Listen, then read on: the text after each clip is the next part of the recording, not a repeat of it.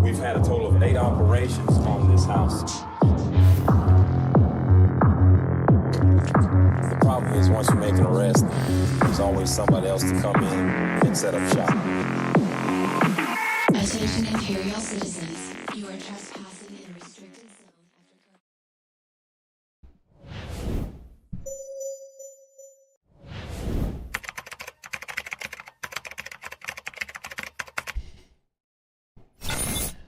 Good morning, good afternoon, and good evening, everybody, and welcome to a late start to Friday. I appreciate everybody's patience with today being slightly off kilter. I'll talk about that here in a little bit, and boy, you guys are going to love this conversation. This is actually going to be pretty amazing. So, welcome to Friday. I did call this tea with a hacker, but I will fully admit that I had my tea while I was at breakfast this morning, and I was rushing home to try to get into the studio so I can get on stream with you guys, and so I cheated.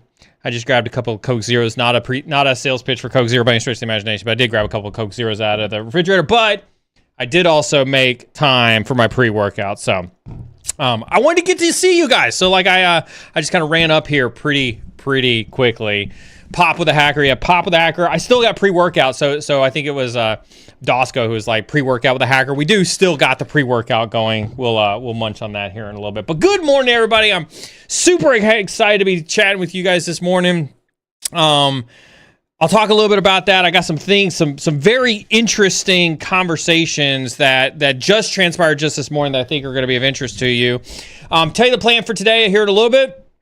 And not sponsored, but if Coke Zero did want to sponsor me, I wouldn't turn it down by any stretch of the imagination. Cybersec Mom, obviously you can tell Cybersec Mom's in chat. She comes in, drops in chat, pushes the hype train over with her gifted sub. Cybersec Mom, always a pleasure. Thank you so very much. As always, you're amazing supporter. Now it's time to get your contributions in for the hype train emotes if you want that as well. With that being said, let's do the rules really fast, just super fast. Obviously, keep chat free of any racist, sexist, misogynistic, elitist, or otherwise toxic behavior. We have a zero tolerance for that inside of chat, so do make sure that you are keeping chat on the up and up. With that being said, we do have our moderators in chat. Huge shout out and thanks to our moderators day in, day out, putting up with my bullshit. because we all know chat's awesome as well. But thanks to all the moderators who come in and give their time to support the stream and obviously keep chat free of any sexist, racist, misogynistic, or elitist or otherwise toxic behavior in chat. Huge W in chat to all the moderators. I want to give a huge shout out really super fast for everybody who participated in the poll on the community feedback. All the votes came in. We had run a poll last week. I'd let you know that we did get all the community efforts for gifted subs and everything else came through. Everybody voted for more Try Hack Me vouchers. Everybody seems to really like the Try Hack Me vouchers. So as the large majority of the votes came in for Try Hack Me vouchers, although it was relatively split, it was 60% Try Hack Me vouchers and 40% Hack the Box vouchers. We will take the money that was donated to the community. We will turn right around. We'll buy as many of those Try Hack Me vouchers as we can absolutely buy, and we will add those to the giveaway poll.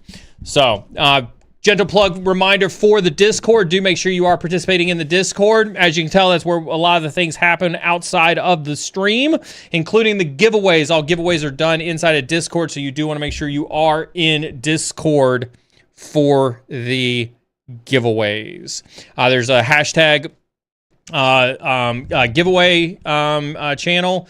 Do make sure you do have notifications on that, so you get the notifications whenever we spawn those giveaway. So I'll go out, I'll buy a bunch of Try Hack Me vouchers today, and we'll start back running those. And this is a reminder as well, any and all money that is made on this stream, either through Cybersec Mom being super awesome and gifting the subs, the hype train, whatever the case is, all of that money does go around, and we will continue to feed that money back into the community. So, don't thank me for the giveaways. Thank your fellow cybersecurity peers who want you to succeed. They're the ones who are contributing to this community and just give us the ability to turn right around and give that back to them. So, huge W's in chat for everybody who participates in that.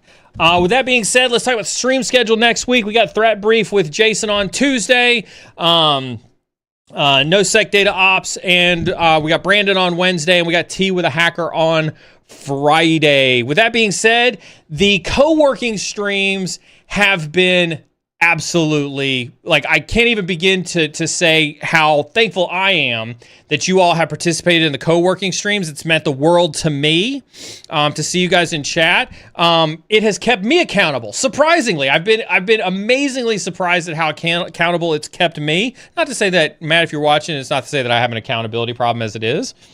I don't. But it's been nice to have that. I will continue to do the co-working streams. I know people have asked for a schedule on the co-working streams. It's looking like, so just, behind the scenes on how the sausage is made, right? It's challenging. Let's take Wednesday's stream with Brandon, for example, right? It's challenging to do a co-working stream in the morning, make sure that I stop before Brandon streams, then you get a notification for Brandon's stream, then Brandon stops streaming, and then you get another notification for the co-working stream. And so I'll tell you that on days that we have Brandon streaming, on days that we have Jason with threat with the Threat Brief, and on Sec Data Ops days, it may be challenging to get the co-working streams in. And so right now, what I can unequivocally tell you without a shadow of a doubt, Mondays and Fridays are guaranteed co-working streams. And I would say Tuesdays and Thursdays, where there are no other shows, those will most likely be co-working streams as well. So you can kind of guarantee those days will be your co-working streams as well. So come, if you've never done a co-working stream before, if you're new to the co-working concept, co-working is an ADHD body doubling type of activity where, you can come, study, work, whatever the case is. We all kind of sit together and almost work in a virtual office together. I chat and chat. You guys get to watch me and make fun of me whenever I'm on conference calls and things like that. So we keep goals. We do the Pomodoro schedule. Did I say that one right, Brian? The Pomodoro schedule. So we do, short work sprints where we have goals for that work sprint, and then we get up and we take a break and we, kind of keep on track with those. So if you're interested in that, make sure you tune in for I was wondering where my cynical comments were.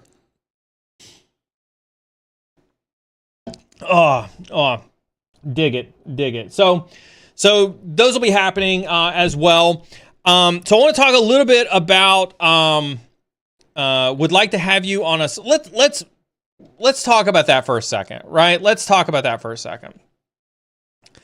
And I don't know if this is how you meant this, Hector. So if it's not, I'm going to infer here a little bit. Okay, so it is what you're talking about here. So let's talk about this a little bit, right? Without a shadow of a doubt, unequivocally, let me say something very pointedly and specifically. I would love to show my monitor. I would love to show you the work that I'm doing. I want to. I am actively looking for opportunities with which I can do that. However, as you can imagine, as CISO that deals with a lot of aspects of the organization, currently that is a much more challenging endeavor than I realized it would be, as you can imagine. Right? And so my promise to you is I am looking for opportunities to show you more of how the sausage is made while being respectable to my responsibilities, not only as a professional, but as CISO, right? So trust me when I say I'm looking for it. I'm looking for those opportunities. When I do some of the projects at night as well, when I do some of the projects at night, I think those are the ones that I think are going to be the most opportune times to kind of show you generally some of the stuff I'm working on, because there is a lot of stuff that I'm working on that I do want to show you. And this is exactly what I'm talking about right here. Whoop, not that one. This one, right? Could you do some demos that are related to what you're working on, if not directly with? Yes, that's the part that I'm working on. Stick around. You're going to see me work through trying to do that. I've got some demos and some of the stuff that I'm working on that I'm going to be able to show you before long, but you're just going to have to bear with me as we try to figure out the balance between what I can show and what I can't show. But yes, that is coming. Right? It is not lost on me that there is a desire to see what it is that I'm working. That's exactly what I'm thinking about, Callie, is the N8N workflows. I've got several N8N workflows that I'm working through that I think you guys are going to absolutely love to see in action.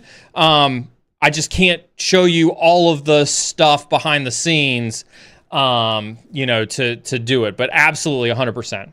100%. I do absolutely plan on showing as much as I can, without violating OPSEC, without, violating any, intellectual property stuff, things like that. Yeah, solitaire games. All of that stuff. Yeah, I do plan on that. But that's the whole purpose in continuing to do the co-working streams. The co-working streams give us an opportunity to, hey, you get to see what it's like to work with me in the sense of like, hey, I'm working. Sometimes I'm doing tactical stuff on the keyboard. Sometimes I'm doing meetings. Shout out. I don't know who it was. I think it may have been Dosco. It may have been somebody else. I forget who it was. But shout out to the person who recognized whatever day it was this week where I literally sat here, missed almost every scheduled break that I had, and was literally on phone calls back to back to back all day. Like, I'm glad that was not lost on some of you, where there was like, there's days where I'm on the call where the AirPods don't leave my ears and I'm on calls back to back. And then there are some days where I get to sit here and I get to do work, right? And I think like it's been awesome to see the things in chat where people are like, thank you, Neil, this has kept me on task. Thank you, Neil, for showing me like what a day in your life is like. Holy shit, I didn't realize what a day in your life was like. Like all that stuff. It's been really awesome to to get that type of feedback from you guys. Yeah, please hold for my Pomodoro break. Yeah, that honestly, that right there, Callie, that's been the hardest part of the co-working stuff is like, I'll get a phone call and you'll see me glance this way at the timer and it'll say like 12 minutes, right? And I'm like, oh yeah, this break is fucked. This break is 100% fucked. So yeah. I do my best. I do my absolutely best, but I appreciate it. So, you notice stream has started late. I'll kind of talk to you about today's stream. We're gonna stream for a little while. We'll answer some questions. We're going to answer as many questions as possible today, but then I do have meetings that I have to get to, and I'm going to convert this over to a co-working stream, at some point in time. So we'll keep the cameras rolling. We'll convert to co-working. Speaking of which, we'll convert to co-working, and that'll kind of be that's kind of like going to be the new theme. Is like we'll do Tea with a Hacker for a while, for a couple hours, and then we'll convert to a co-working stream, and we'll all finish out Friday together on a co-working stream. So I encourage you, wherever you're at, stick around for the co-working stream, because that way we can all finish out Friday together as a team. I want to look at Dosco finally got in with the mentor session. Dosco, make sure you reach out and let's get that mentor session on the schedule. By the way, appreciate everybody. Give that session away in Discord. Done. Absolutely. There we go. We've got it screenshot there. Let's run a giveaway, Brian, if you can, for that 15-minute mentor session. By the way, if you're seeing that for the first time, yes, we're allowing people to take their planet scores, and if they redeem a mentor session, we'll give it away inside of Discord for somebody who wants that mentor session. Everybody give W's to Dosco. That's what we talk about. Make sure you're inside of Discord. Anyway, I want to tell a story, and there's a couple of takeaways from this story that I want you. So this is a story with a lot of mini takeaways for this. So pay attention to a couple of these, right? We oftentimes talk about networking on this stream, right? I've shared with you stories from my old boss at Abbott, Bobby Ford, all the time. Talked about some of the things that he and I went through, the ups and the downs, things like that. Obviously, I've kept in touch with him over the years, and that kept in touch is paying attention to his job roles, congratulating him on new jobs through text message, sharing ideas on what's happening in the cybersecurity industry. Just generally working with him. When I say working, notionally over the years. Nothing intense. Like I don't talk to him for 2 hours on the weekend about sports teams. He was not overly, informed on my cancer journey. So I mean, when we say keep in contact, we're talking about like I'll pick up the phone and I'll text him every once in a while. Hey, hope you're doing well.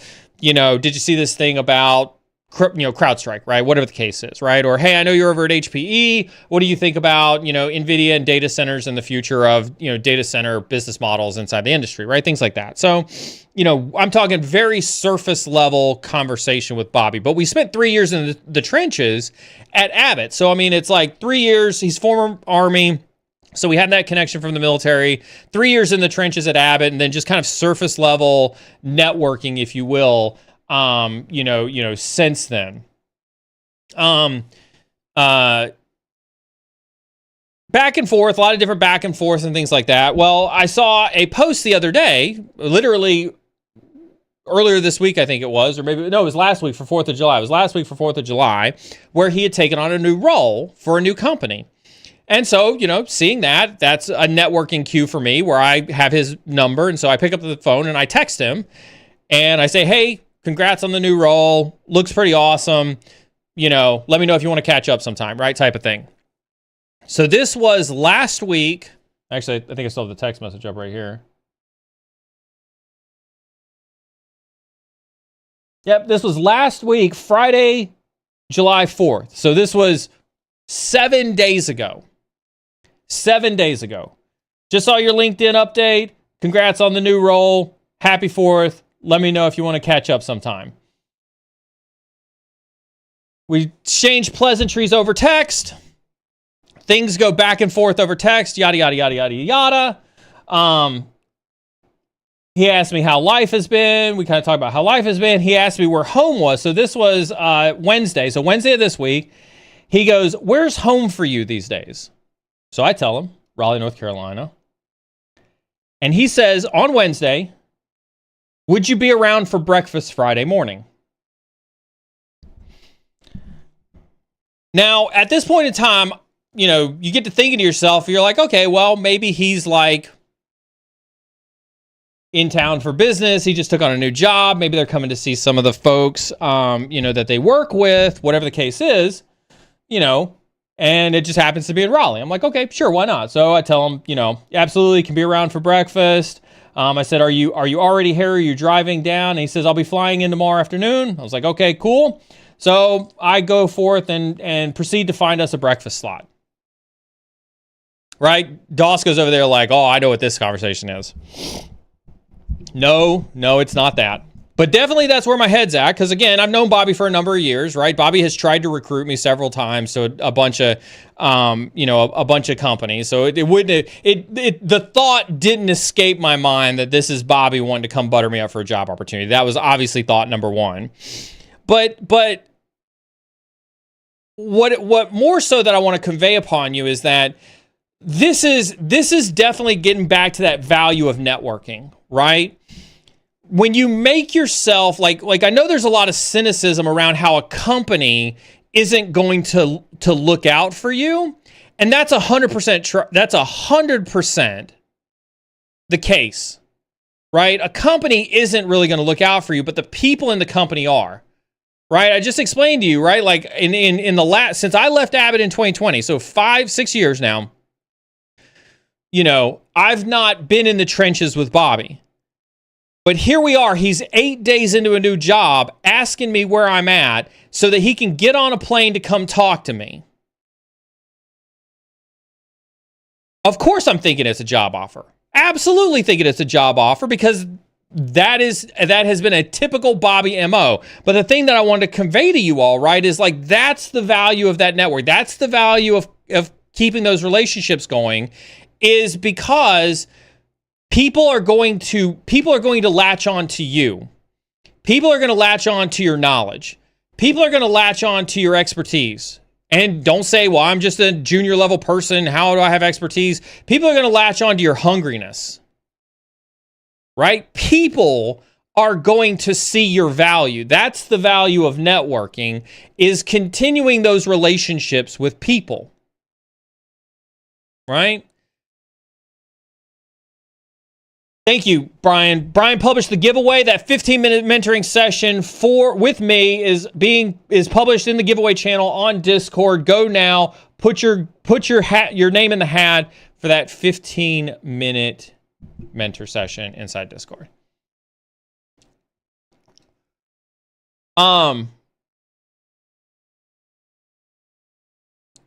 So anyway, so that's kind of like lesson number one, right? Is make sure, like, this is the value of people, right? This is the value of building those well-funded relationships with people, right?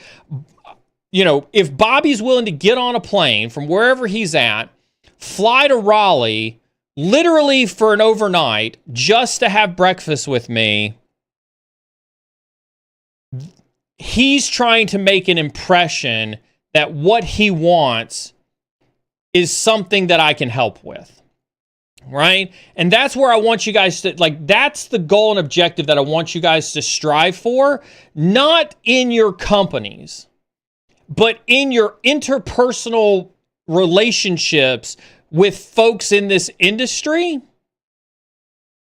is to create a relationship where people want you.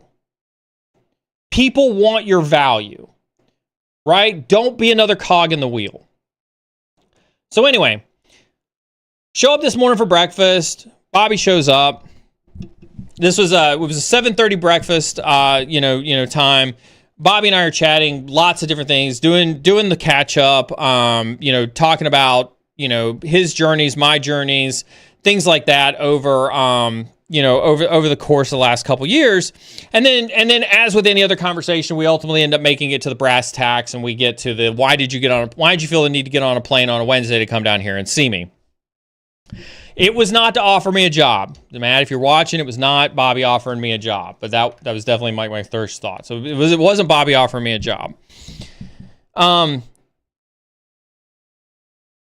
It was to ask my advice. It was to ask my advice. And that's, I think that's something that I continue to be shocked by, right? This was a guy that I worked for coming out of consulting, 10 plus years ago, right? I worked for him. He was my mentor when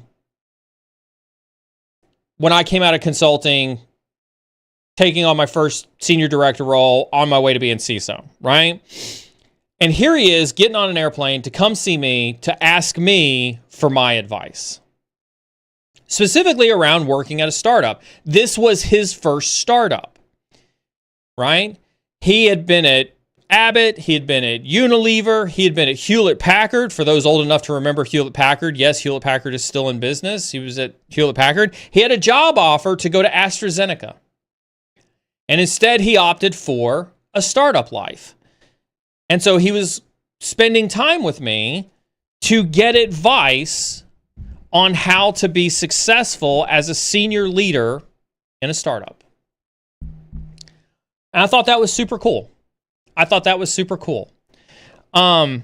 We talked about the cyber industry as a whole. And he said something that I think is worth repeating. Pay attention to this a little bit, right? Because I do think it's interesting. He said he went to RSA on his own dime this year. If you're not familiar, RSA is one of our bigger conferences, right? We have got Black Hat, we've got DEF CON, we've got RSA. He went to RSA this year on his own money. And he went there completely to try to figure, he was between jobs, right? So he left Hewlett-Packard before he went to this new company. And so he was trying to figure out what he was going to do next. And like many of us, when you get to a CISO role, there aren't too many rungs of the ladder up from there, right? There's CIO, there's CEO, there's a board position, right? There aren't too many rungs to go past CISO. And so you ultimately get to a mental conversation with yourself that's like, where do I go from here? I've had it with myself. I very much have had it with myself. It was interesting to listen to Bobby and I talk, having that conversation with Bobby, who had such a great career. We're talking about a dude who has easily made 7-figure salaries in the CISO role. You guys have asked me how much a CISO can make. Bobby is one of those guys who could easily pull a 7-figure salary as a CISO role with the companies he's worked at. And so he went to RSA on his own. And he came back from RSA and he had a realization that cyber is broken down into 3 types of people. 3 types of people. You have people making product, right? And everybody and their brother's trying to sell you a product. You have people investing in other people making a product. And then you have CISOs / the rest of the security industry. And he said he realized then that only 2/3 of those people are making any real money. Can anybody guess in chat who isn't making the real money out of those 2/3 of people? You've got cybersecurity product vendors who are making billions with their product. You have investors who are investing in cybersecurity product who are making millions and billions off of those products. And then you have the CISOs / the security people who are giving those customers their millions and billions of dollars. and all a CISO gets, or all anybody who goes to these conferences get, is some dollar store fucking swag and the headache of having to build a cybersecurity team. And his epiphany after 15 years was that he was tired of giving other companies money, other companies millions and millions of dollars. This isn't a slant against Bobby. I want to have you know that this is a milestone that almost every security practitioner goes through in their career. I have gone through it. My wife has gone through it. If I could bring you 10 people randomly from the industry, and 8 more than that, right, have all gone through this in their career.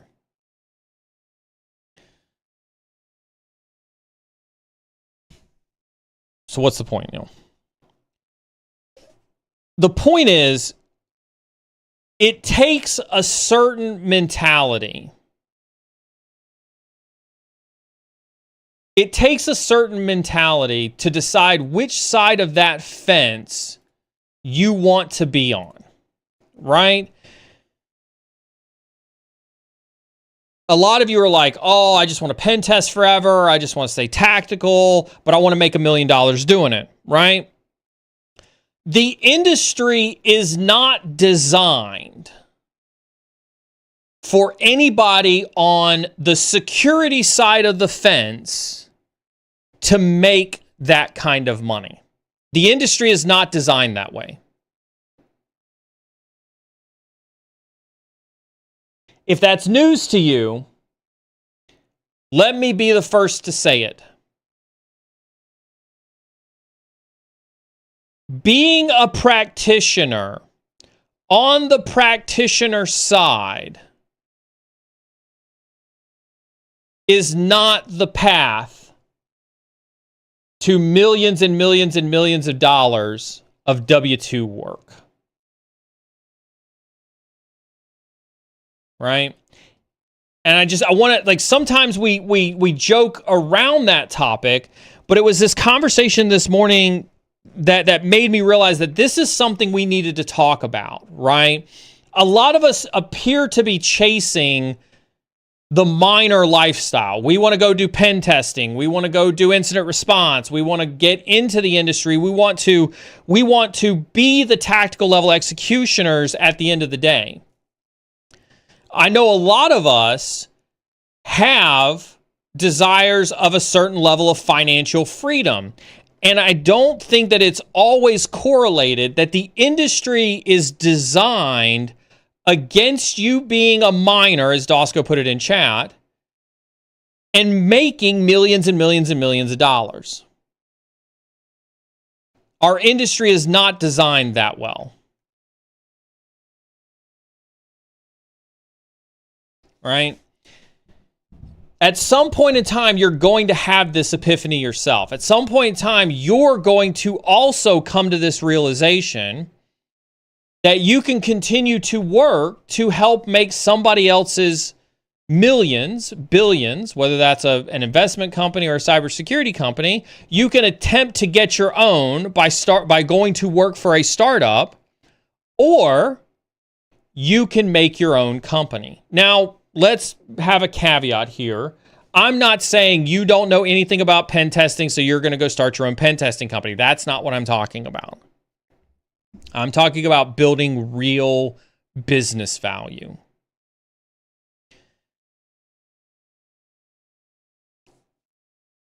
It's a very, there's a very fine line at the top where you can say, I'd love to continue to be a CISO. I'd love to continue to be a SOC director or a red team director, whatever the case is. but I want to make $1 million, $2 million, $5 million, $10 million, whatever the case is. And I'm here to tell you, when I say that Bobby is the kind of CISO who could pull in 7 figures, that is a rarity. That is not the norm in our industry. Right? He's just been in it for so long. He's an excellent salary negotiator. He knows how to bring value and change to an organization. He can drive that kind of value, and not all of you can. I'm sorry to say that to you. Not all of you can. It may take you years and years and years to get to a place where you can. You'll never make it being a director. You'll definitely never make it being a manager. And you'll absolutely never make it being an individual contributor. And then again, once you get to the top at a CISO, like I said before, at the end of the day, you still have to look and say, where do you go from there? Are you a CIO? Are you a CEO? Do you sit on boards of directors? Where do you go from there? So at some point in time, everybody hits this journey. Everybody hits this journey. Outcast has been here long enough. He understands like where my head's at, right? When I talk about, there's 2 things when we talk about business, right? And I saw somebody else ask it. I forgot where that one was. I saw it in chat here, right? How do you find startups? This is an excellent question. This is an excellent question. But I love where your head's at with that. But that's not the real question to be asked. I think finding startups is easy. I think finding startups is hella easy. What I think is hard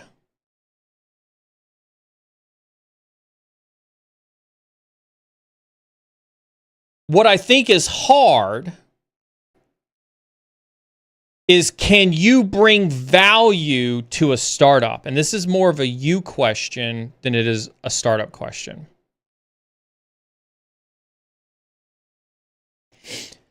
And again, I'm going to preach for a second. Buckle up,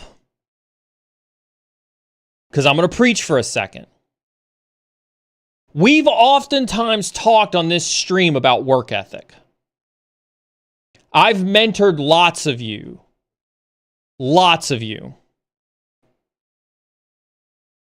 And some of you that I've mentored personally in our one-on-ones still think that the companies owe you before you ever get in there. You think that you can command work-life balance. Some of you still believe that that's your entitlement. Work-life balance. And if that's your mentality, no startup will ever hire you. No startup will ever hire you if you command work-life balance. I've told you on this stream before, you control your work-life balance. But a startup will be the first company that will attempt to make the most of your time with them. Why? Because they are trying to will a vision into reality. I want you to think about that for a second. Think about that really, really fast.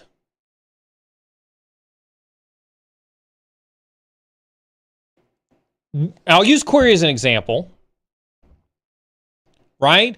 We have an idea about the cybersecurity marketplace. We have to convince trillions of dollars of spending, maybe not trillions, multi-billions of dollars of spending in the marketplace, that they should believe what we believe. And that not only should they believe what we believe, but they should pay us for that belief. And we have to do it in a repeatable fashion with a product that delivers some value to the enterprise.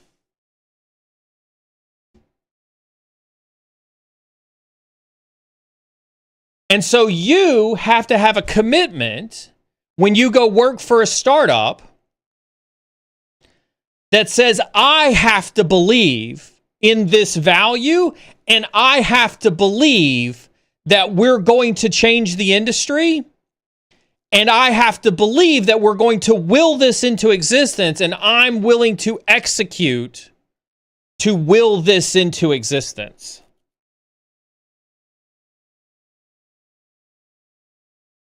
And so that's why I say, like, finding the startup is easy. There are startups who are hungry for you. Like, I would argue with any of you on this. If you ignored whatever millennial entitlement you thought that you were entitled to, and I say that as a fellow millennial, if you were to hang all that up on the shelf and you were to go out there and be truly hungry for a job, I'm talking like roof over your head, hungry for a job, every single one of you could find a place at a startup today. Every single one of you. If you were willing to grab a hammer and start hammering, you could go out there and find you a job at a startup today. What I think some of you aren't willing to do or aren't aware of is the work that's required to build something of value. And I think this is the other problem. Right here. E-Curve, I love you, but thank you for saying that. This is also the problem. I just told you Bobby's the kind of person who could easily pull in 7 figures. He is now making low-end 6 figures at the startup he is at now.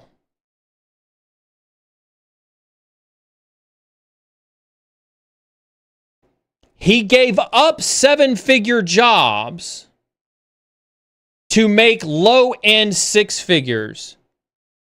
I told you he passed on a role at AstraZeneca. Exactly, E-Curve. He got equity. You know what equity is? Equity is a bet on your sweat to bring value to the market. But that's what some of you don't get. Some of you don't get that it's not about pay. You're going to make peanuts. I make peanuts at Query. As an accepted risk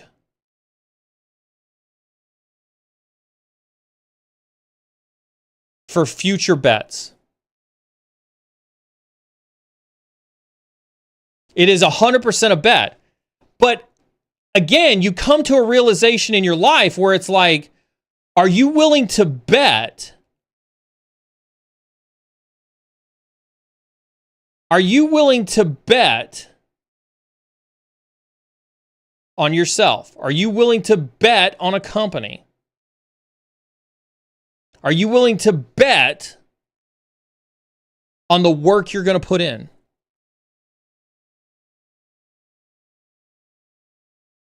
Because if you're not willing to take the risk, you're not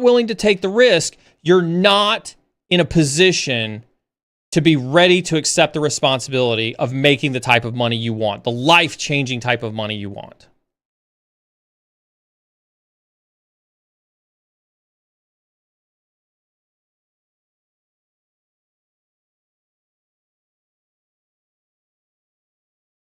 Are you willing to build something that makes a difference? When you look at everybody at Query is betting on making a difference. Everybody at Query is betting on, we have a fundamental belief. This is what I love. Working at a startup is like working at the best team ever. Because everybody on this team believes that we're going to change the industry. And every day, everybody at this company shows up with the singular focused vision and mission of changing this company. Changing the industry, being a differentiator. You have to believe and you have to work like you believe. I think that's where some of you get hung up.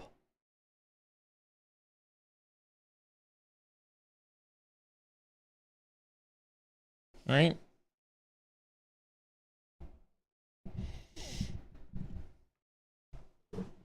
It's a fantastic story. Now that Bobby is no longer tied to crazy PR firms and stuff like that, we're gonna have Bobby on the stream. Bobby's a great friend, a huge mentor. I absolutely love spending time with him. I'm super excited that to continue to be a part of his life. He's been amazing. Ask your questions in chat. Right? If you've got questions about this, there's a lot of things to talk about when it comes to this. I saw eCurve post one. I'm not sure if you grabbed it, Brian, or not. Yeah, thank you. Thank you, did. Right? Would you recommend to work at a startup instead of a big four? I don't think it's an either or. I think both have amazing opportunities. I love a big four. A big four gives you a structured opportunity to see a lot of different companies and solve a lot of different problems. But there's very little risk. You're a cog in the wheel, right? You're going to go in and, you're going to do an assessment, and maybe you'll do a maturity assessment this week. You'll do a pen test next week. You'll do a threat hunt the week after that. You may go do a strategy work. I think big fours are amazing. I think big fours give you a different set of experiences than a startup. Hands down. I've oftentimes talked about what I think makes a well-rounded cybersecurity professional.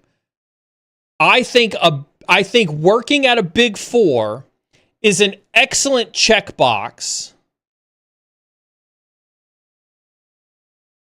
that you should have on your career path. Absolutely. I think Big Four is a great check mark on your career path that you should have. I also think startups are. I think any form of consulting is. I think military is. Right? There are things that I think, this is a personally held belief. Right? I want you to understand that. This is Neil's opinion. So take it for what it is, right? I believe a well-rounded cybersecurity professional, regardless of the, red team, blue team, purple team, yellow team, whatever, regardless of any of that, I think military experience, because I think cyber is warfare. I've always said this, cyber is warfare. So some war education, I think, is required. How is warfare conducted? What are the principles of warfare? I think understanding warfare is important. I think consulting is important. I think that you get to see a lot of different companies, a lot of different problems. You get to talk to a lot of different CISOs with a lot of different budgets, trying to solve lots of different problems in lots of different verticals. Taco says it best, right? It puts you in rooms with exposure to seniority that you might not get otherwise. It puts you in the room. It forces you to be in the room with decision makers. So I think Big Four / consulting is insane. Look at Brandon. For those of you who have tuned into Brandon's 2 streams, for those of you who have been around for 5 years, if Brandon were here, I love him. I'd say this right next to him, right? If you look at Brandon's content before he took his break, and if you look at Brandon's content in the last 2 streams, his content is way better. You know why? Because he's been in more rooms. He's been in more situations. He's seen more running consulting in engagements than before. So military experience, consulting / Big Four, and startups. I think those 3 things, like if you're looking for 3 check marks on your career resume, I think that those 3 check marks on your career resume, minimum. I think that's what makes, I think those things make a super well-rounded cybersecurity professional.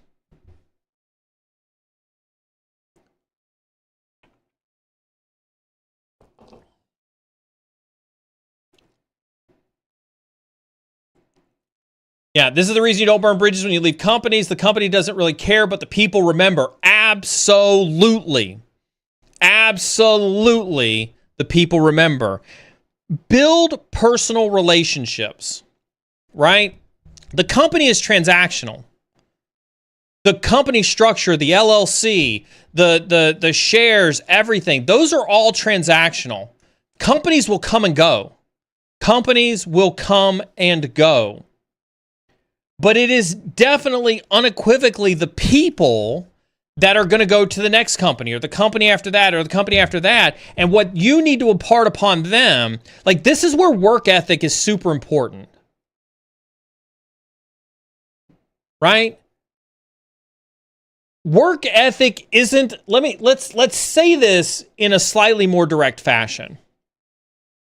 Work ethic isn't loyalty to the company.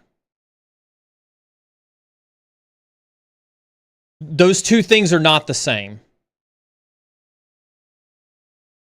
If I needed to say that out loud, there, I said it out loud, so you've got it.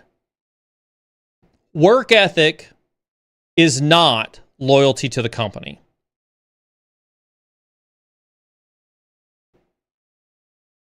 Work ethic is who you are as a professional.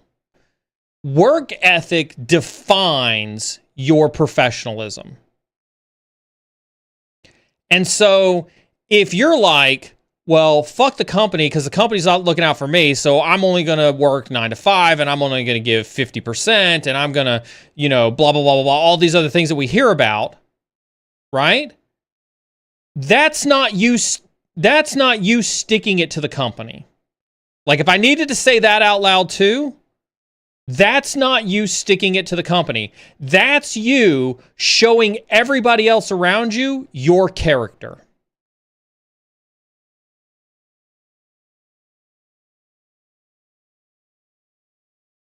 Right? That's you showing people that you just don't care. Right? Or you only care when it's convenient for you. No company will be perfect. No work environment will be perfect. None of that will be perfect. But people will remember your character. People will remember your character. And that remembering of your character is what will carry you throughout your career. It's what will have an old CISO call you up on a Wednesday and fly into town specifically to have breakfast for you to talk to you. I'm not saying, let me just make sure I'm saying this out loud.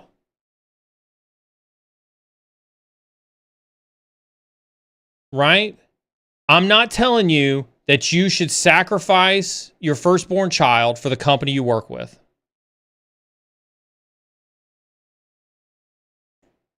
Right? What I'm telling you is that your success in this industry is going to be based on your career. Or excuse me, your character.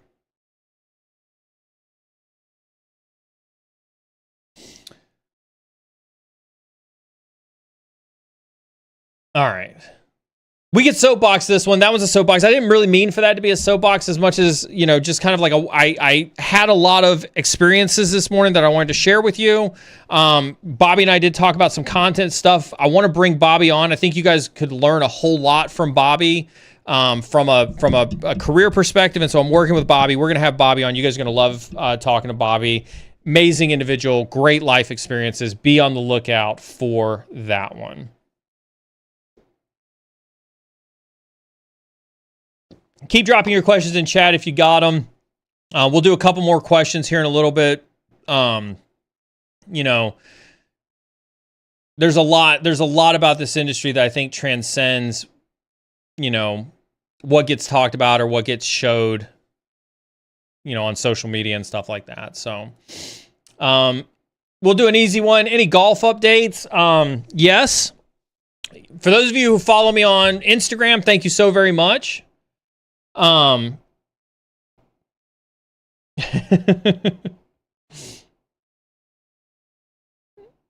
was just reading chat for a second. I haven't talked about golf much, but I want to thank everybody who follows me on Instagram. Feel free to go over there and follow me over on my personal Instagram page, as well as the Cyber and Security Instagram page.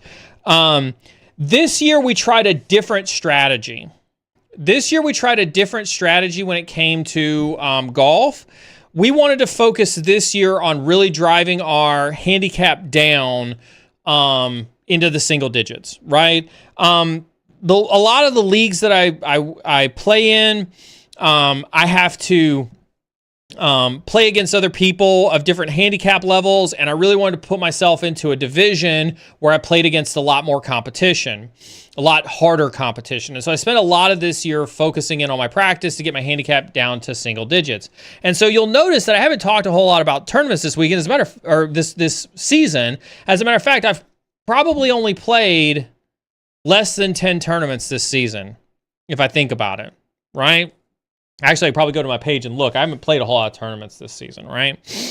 And a lot of that has been because I've spent a lot of time in the lab. Spent a lot of time on the range. I've spent a lot of time in the simulator. I've spent a lot of time with my coach working on the fine-tuning of my golf game, working on my craft. I only have... I see Outcast wishing me luck this weekend. Fancy you mentioned that. I'm not going to play this weekend. I'm going to withdraw from this weekend's tournament. I feel like I still need some extra practice. You know, I feel like I'm not ready for this weekend, and I have state championship on July 25th, and I want to have the best showing possible for the state championship on the 25th. Unequivocally, I want to have the best showing possible on the 25th. So I'm actually going to withdraw from the tournament this weekend, and I'm going to continue to grind and practice ahead of state championship on the 25th. Right. And I think that's been the biggest decision that this year has had, is making the right choice on when to compete and when to practice. So this year has been slightly different strategy to try to refine my craft. And I got to say, it's been working. You know, I've gotten a lot better. My coach has been super impressed.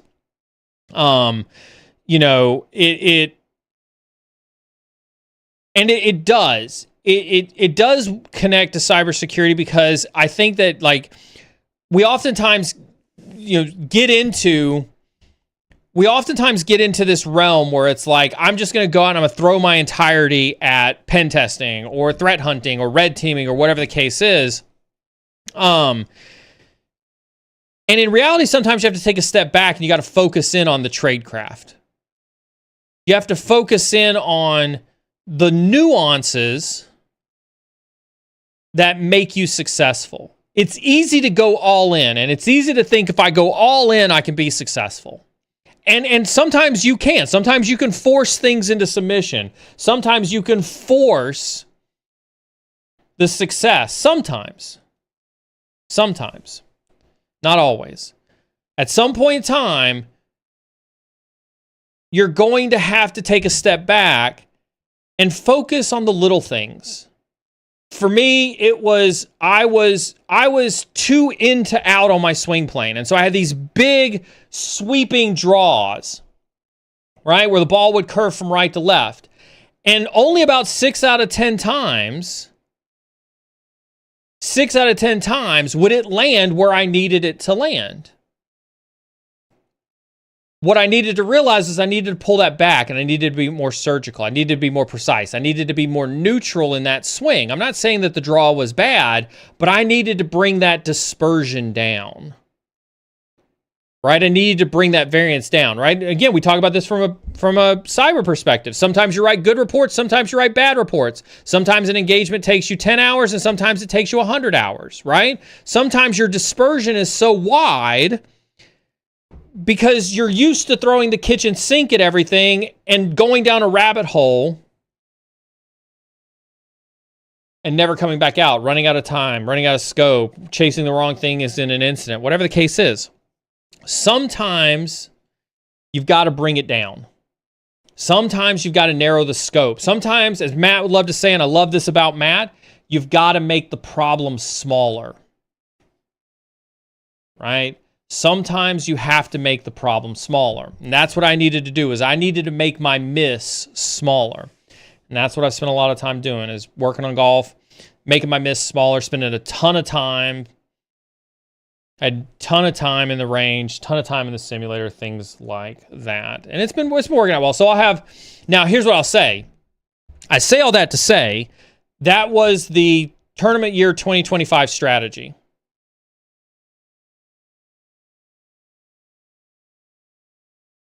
For 2026 strategy, I'm cranking the dial to 11. I've already decided that. We've already been looking at the schedule for 2026.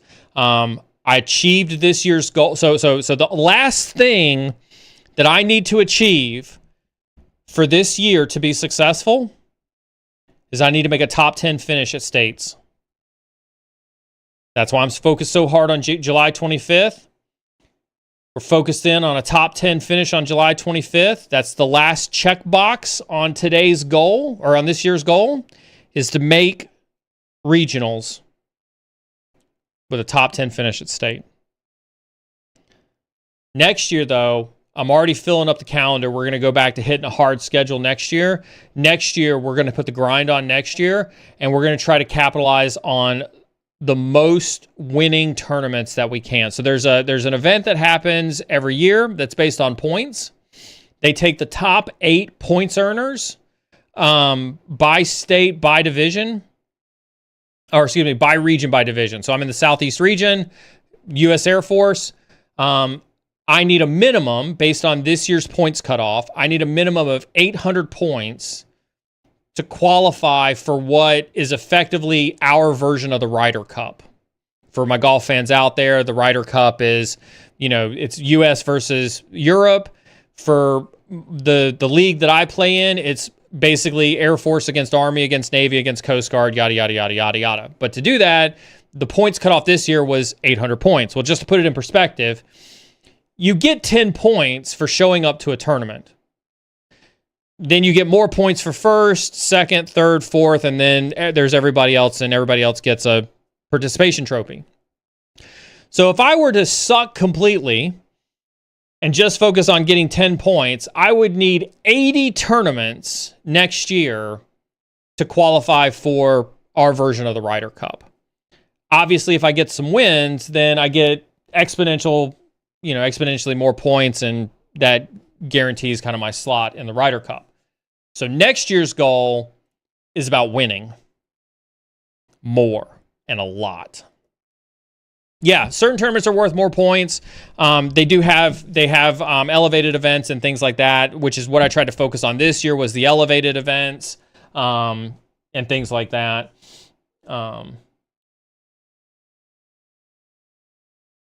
So definitely focusing in heavily on side of that.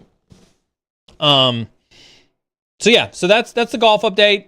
Always enjoying it. I appreciate everybody's support. Please go follow me on Instagram. I'm trying to do a better job of posting more golf content on Instagram. Always a huge shameless plug to Jens. Jens does an amazing job of handling all the cyber and security social media. I couldn't do it without him.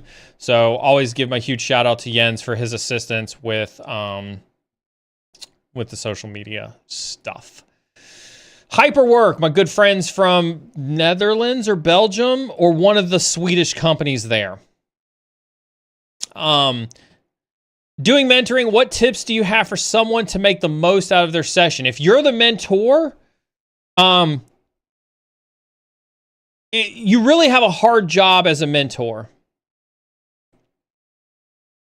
First thing that I would say, if you're a mentor, and you're trying to get the most, you as a mentor trying to get the most out of the session, be humble and don't think you know everything. Let's break that apart for a second. It's easy, and I did this the first time I started mentoring folks as well, to think, oh, well, these people are coming to me, I have to have all the answers.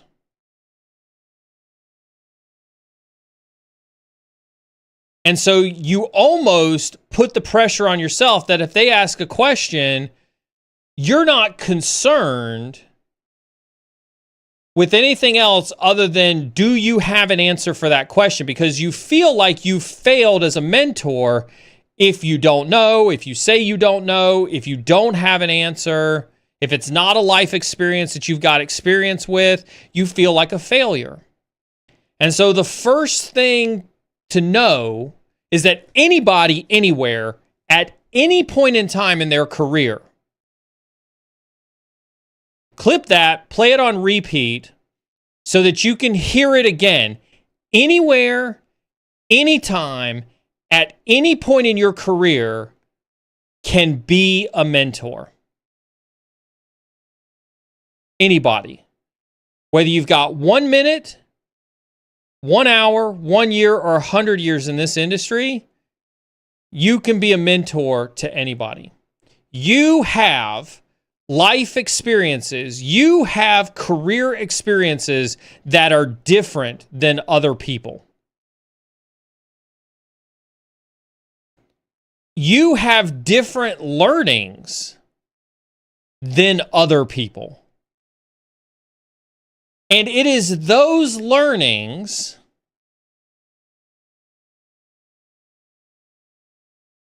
that can be passed upon to anybody regardless of the time in the industry. But at the end of the day, don't think that you have to have all the answers. It is completely, you are a much better mentor by saying you don't know or you don't have that experience and being able to say, but I know somebody who does. Let me put you in touch with them. And you go out and you put them in touch with them. You have no idea. You have no idea how powerful that makes you. You have no idea how powerful that makes you. That is the single most powerful mentorship, advice that I could give you, is when you can say, I don't know that, but I will absolutely put you in touch with somebody who does. That's it. You have reached top mentorship. Right? That's the biggest tip that I've got for somebody mentoring. Remember, they're coming to you looking to learn from your life experience. I mentor you folks every single time we turn on this camera. Right? The reason I don't charge for this, right, is because this is mentorship. Anybody realize that I don't promote TopMate anymore? I don't talk about scheduling the mentorship sessions. I don't, as a matter of fact, I'm ADHD, incentivized away from just absolutely deleting my TopMate account. Right? Because I'd much rather just talk to you guys here and give you this mentorship here than anywhere else. And that's the reason we have Jason on. That's the reason we do Sec Data Ops. That's the reason I'm excited to have Brandon back. Those are all mentorship sessions. They're mentorship sessions where you get to go and see different life experiences that different people have had in their cybersecurity journey. But at the end of the day, if somebody's coming to you for mentorship, that's their time with you, and you need to be respectful. You need to arguably be more respectful of their time and what they're trying to get out of it.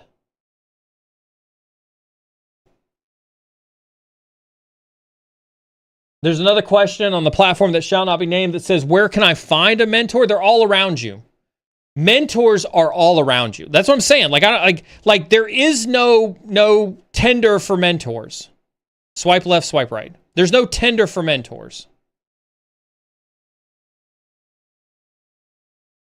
Right? Mentors are all around you.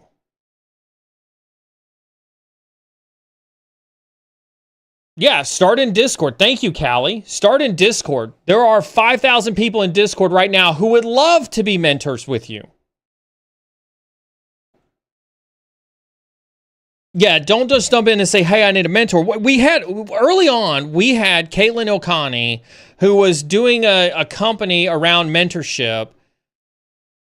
And she said some very interesting things. I may ask Jens, if Jens can hear my voice, to go find some of those old Caitlin Ilkani clips to put up on social media.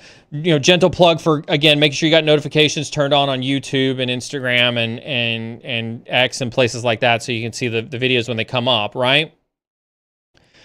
But she said, realize that, like, mentorship is a partnership, right? You're asking somebody to impart their life experiences on you. The best way that you can,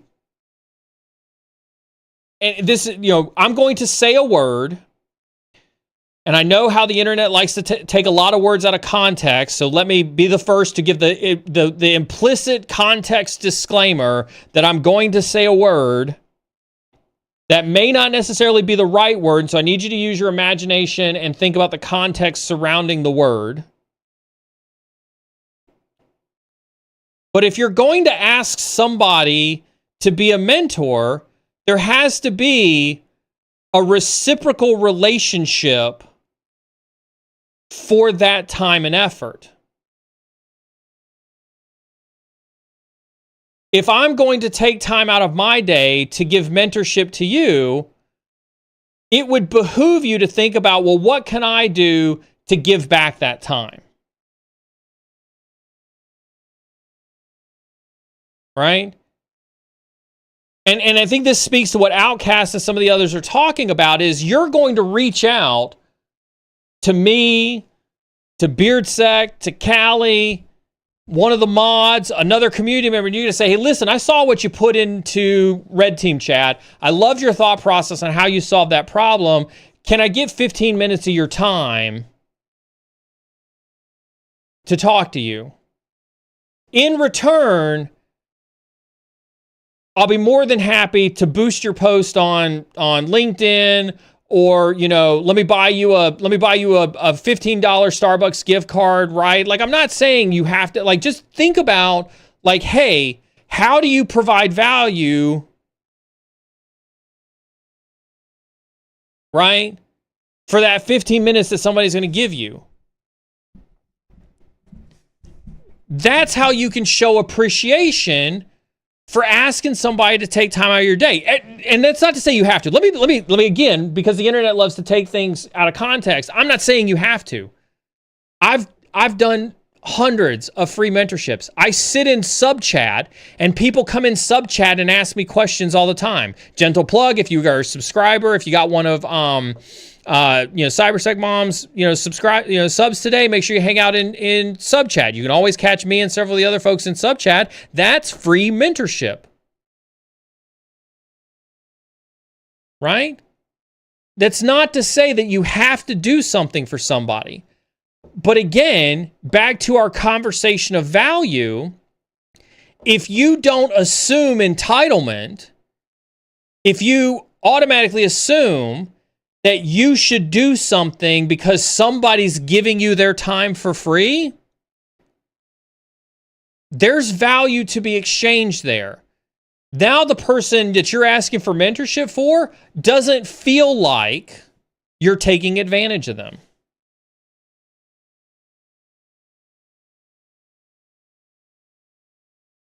Right? Everybody who comes on this, when I ask somebody to come on this stream, I always do something back for them. Always. And they don't ask me for it. They've never asked me for it. It's like, hey, Rudy, thanks so much for for your time. I really appreciate it. Hey, listen, I'd love for you to come on cyber insecurity and sec data ops, and let's talk about, cybersecurity. In exchange, can I help you? Can I help you assess some of your AI stuff? Can I help you? Can I help your team do this, and this? Can I in return, can I boost something that you said on LinkedIn? Right? There's reciprocal. That's how you build relationships. That's how you build those relationships with people. Back to our networking conversation.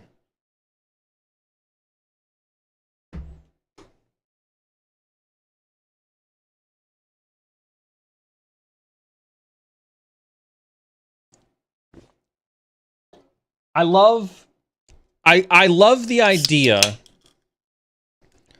Here's the other thing too. Don't pay for mentorship. Don't pay for mentorship.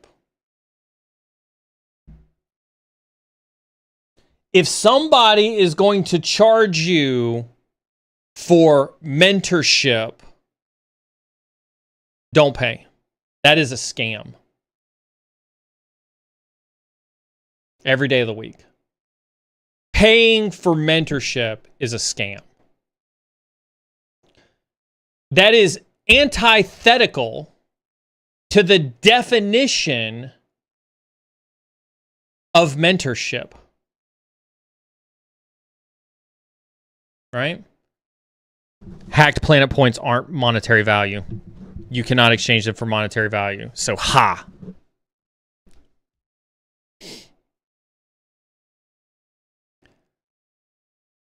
I see too many times where people talk about, oh, sure, pay me $100 and I'll mentor you. And I want to absolutely eviscerate that mentality. Do not pay for a mentor. I love it. On the platform that shall not be mentioned. Rule of reciprocity. That's right. Reciprocity isn't payment. Reciprocity is respect.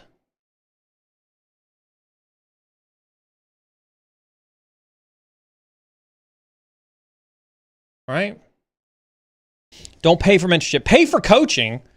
Right? I believe in coaching. Coaching is a transactional relationship.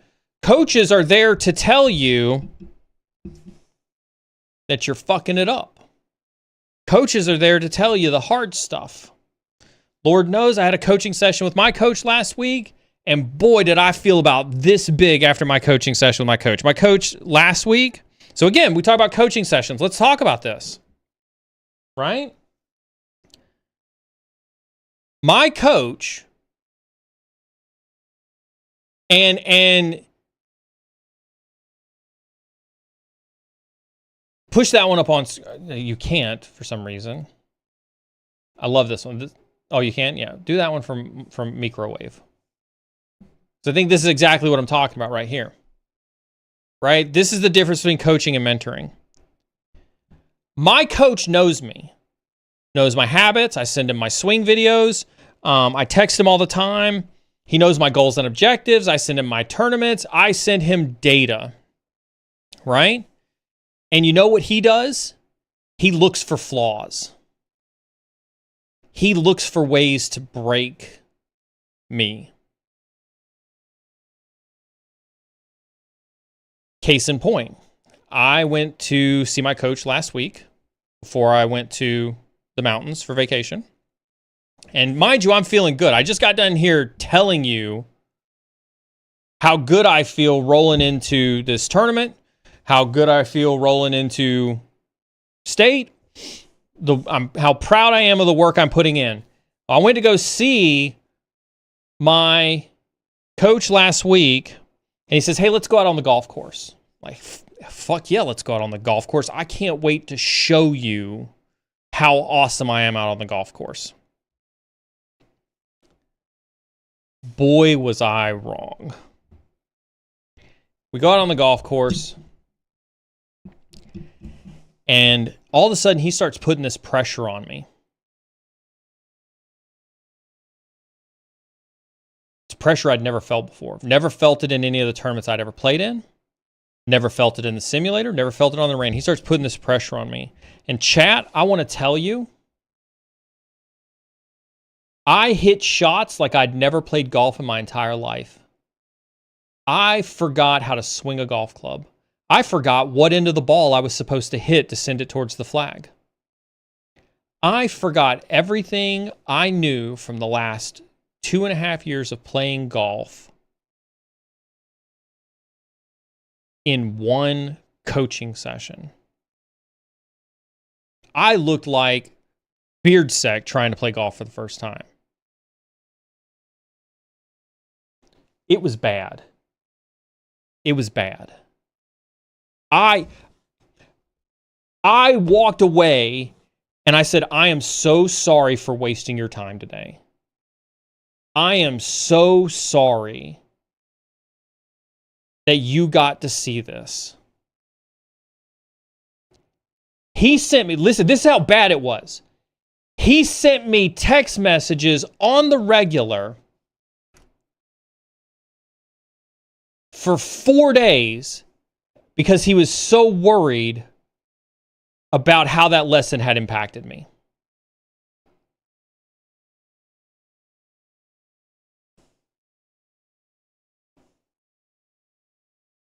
He did it, and he said why he did it. He told me on the course why he did it. He said, you're too comfortable. He said, you need more pressure. You need to perform under more pressure. If you want to get to your goals, I need to start putting more pressure on you the same way you're going to feel in an amateur open, the same way you're going to feel at a qualifier, the same way you're going to feel when cameras are on you at a PGA event. I need to do that to you. I need to break you. I need to make you uncomfortable because I have to coach you. I have to make you into the goal that you want to be. And as a coach, that's oftentimes going to require that I'm going to tell you things that you don't like. I'm going to make you do things you don't like. I'm going to make you uncomfortable. And you're not going to like it. You're going to think I'm an asshole. And I did. Like I was visibly emotional at that practice. I'm not talking crying. I'm talking like I was borderline banging clubs. I was mad at my performance. That's the difference between a coach and a mentor. A mentor is comfort. A mentor is empathy. A mentor is there to pontificate on the existential ideas of what it is you're going through. They're there to be a sounding board. They're there to tell you stories. A coach is there to make you better.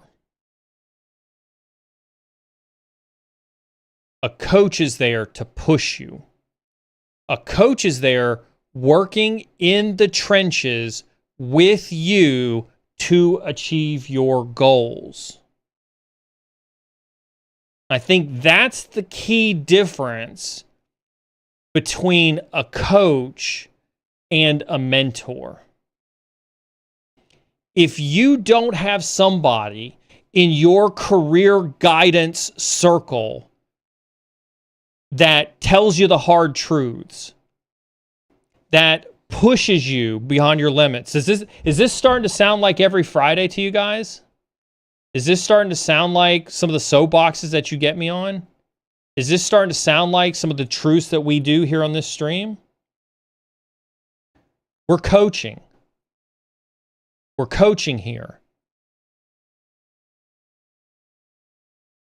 You've got to hear the hard truths. You've got to hear the reality.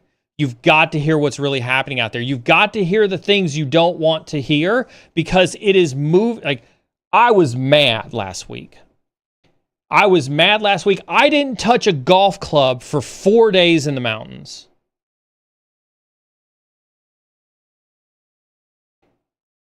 It took me a while to get it out of my head how bad I fucked up last week to pick up a golf club on Monday and start practicing again.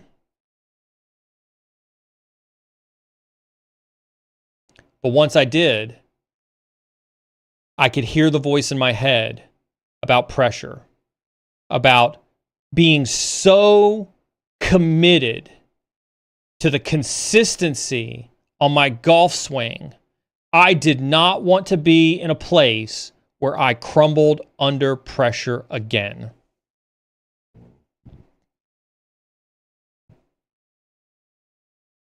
Did not want to be crumbling under that kind of pressure again. And he knew it. Listen, he knew it. He knew state was right around the corner. You know what he was coaching me for? He was coaching me for the mentality of being ready for the pressure of state championship. And I didn't even realize it.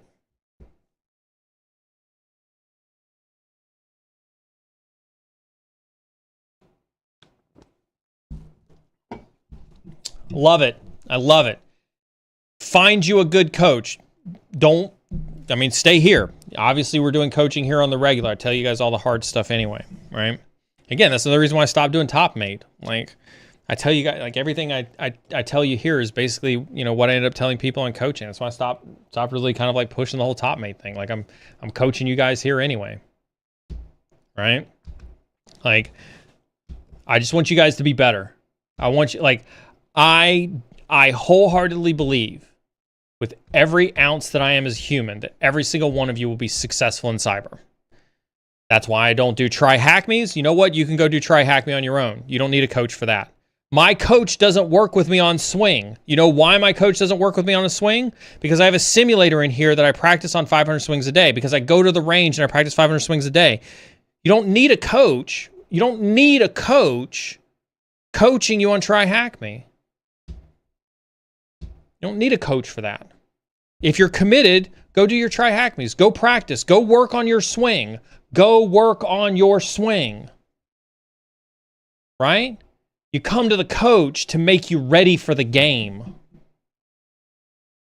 Take that one and clip it. You're not here to work on your swing, chat. You're here to make you ready for the game.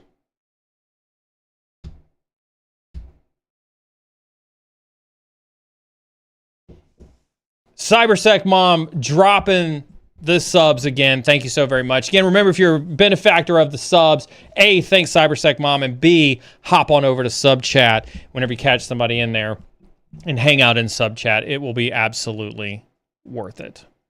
We have multiple chats. We've got a World of Warcraft chat. We've got an Arrakis comms for those who are playing Dune Awakening. We have study groups. We've got a normal voice chat, and then of course we've got a sub chat where you can frequently catch me in there as well. You beat Beard to the command? Nice, I love it. This right here, 100%. Don't. Instead, give that $5 back to the community. We'll buy some more vouchers. We'll do some more giveaways as well. I'm going to, it's 11:45. I had a great morning this morning. I hope you did too. I'm going to transition this into a co-working stream.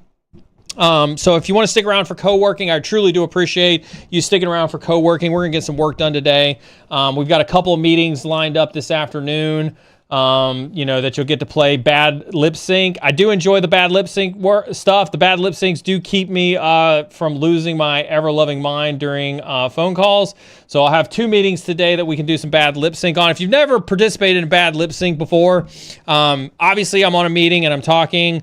I'll have the microphone turned off. I usually reach over to chat and see some of the bad lip syncs, and just feel free to have some fun with that.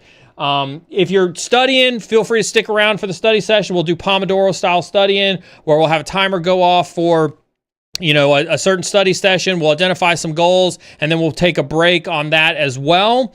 And then, we'll grind that out for today. And then we will wrap up for the weekend. I appreciate you guys hanging out with me on a Friday. As a matter of fact, here's what we will do.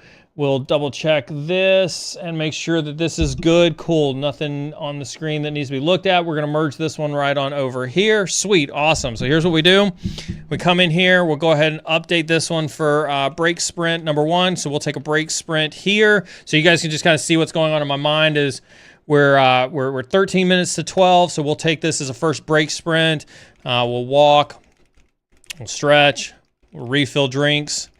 Right, we'll make this one a short break sprint. We'll do this one for 10 minutes on this counter here. Listen, you all are awesome. I appreciate. Where's my camera? There's my camera. It's up there. See, Beard did it again. Beard's like, well, you don't even know where your camera is. That's right. Actually, we'll go back to solo. We'll do this one. Well, that way I can look in this camera right here. I don't know what's going on. I don't know I don't understand why you guys watch me anyway. I have no idea what's going on these days as it is. So, I don't know what advice you think you're getting. You all are awesome. I appreciate every single one of you. Listen, there is somebody out there who needs to hear our messaging. Whether it's Tea with a Hacker, whether it's the threat brief on Tuesday, whether it's Sec Data Ops on Thursday, whether it's Brandon on Wednesday, somebody out there that needs to hear this. You would be doing a disservice to the community if you do not share this content with them, help them along in this journey, get them the mentorship that they need. Yes, we'll play some WoW tonight. If you're a World of Warcraft player, I do community WoW as well. Please don't hesitate to drop in. If you're a Dune player, we do some Dune Awakening as well. What'd you say? Dune's better. We will do some World of Warcraft tonight. We'll probably transition from co-working to a little bit of gaming, probably a little bit later tonight. Who knows? I truly do appreciate all of you for hanging around. Whether you're on the red side or the blue side, or still deciding, keep learning. Keep learning. Keep learning. You guys are going to do awesome stuff. I don't have a button for that one yet. We're going to do this one. We're going to take our first co-working break sprint. Y'all stay awesome. Brian, we got to work on this transition to co-working. We're gonna put some music on. That's the easy way. We're gonna blind this with music.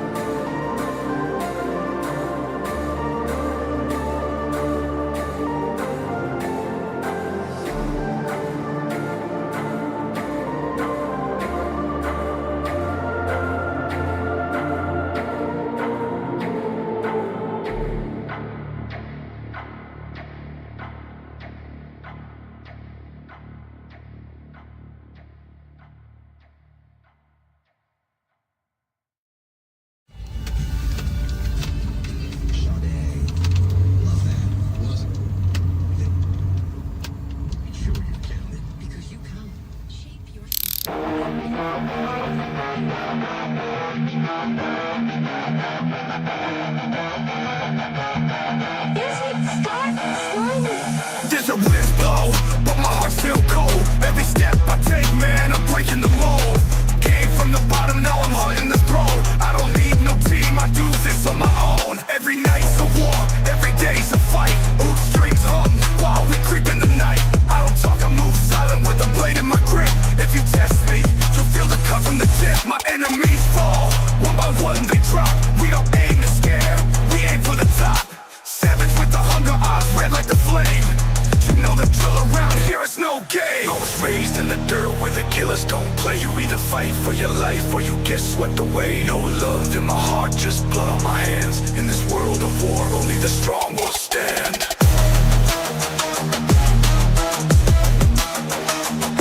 Dark poker beats hitting like a gunshot blast. If you blink once, you gon' be the past. Ain't no escape, no mercy for the weak. You either run fast or get laid in the street. I'm the king of this jungle, I hunt for the crown. Enemies tremble when they hear that sound. Metal in my hand, rage in my chest. I was built for the battle, I don't need no rest. From the alleys to the rooftops, we run the block. Turn up the heat, man, it's about to pop. Bloodlines deep, we were born to win. This game's in my blood, I'm going all in. I was raised in the dirt where the killers don't play. You either fight for your life or you get swept away. No love in my heart, just blood on my hands. In this world of war, only the strong will stand.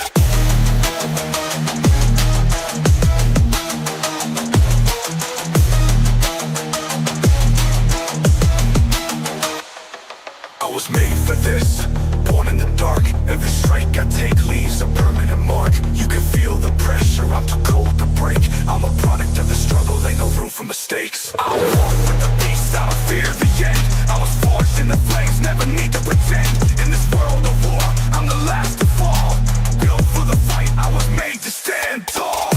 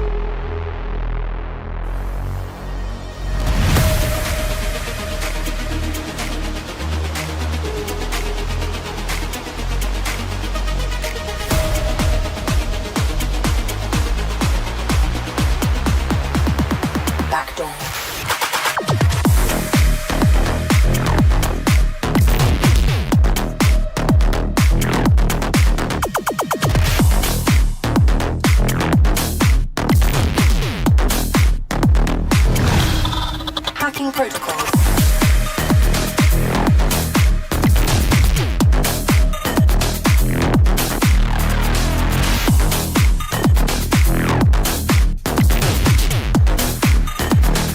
Override.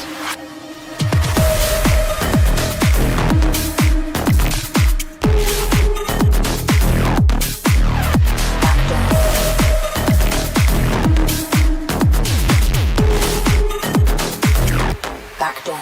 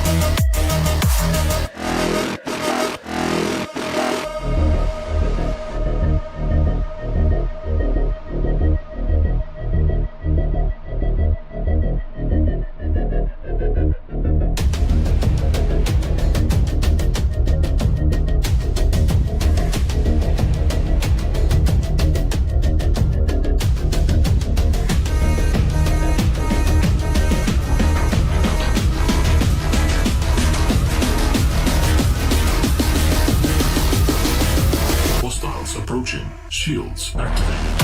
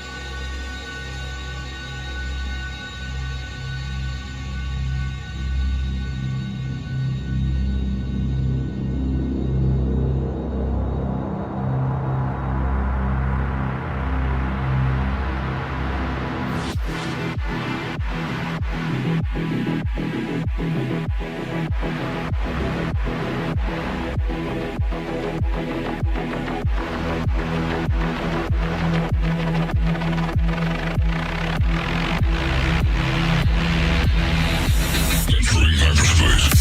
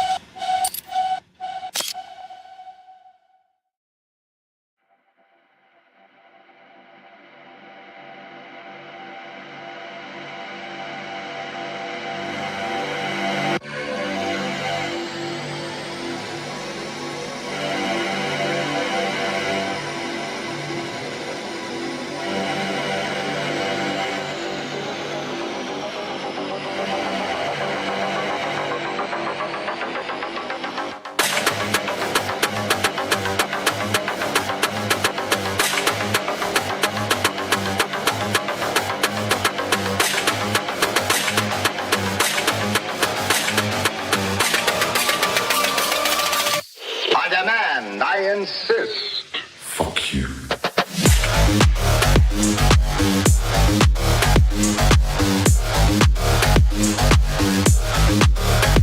Fuck you.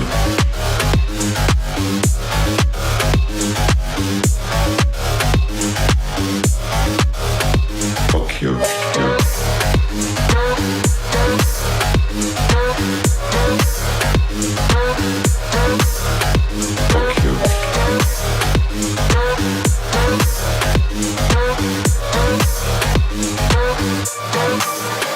Fuck you.